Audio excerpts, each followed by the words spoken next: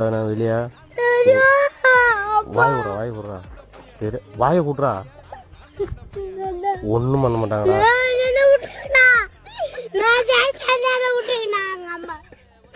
ஒன்றும் பண்ண மாட்டாங்கடா காரில் எடுத்துன்னு போவாங்க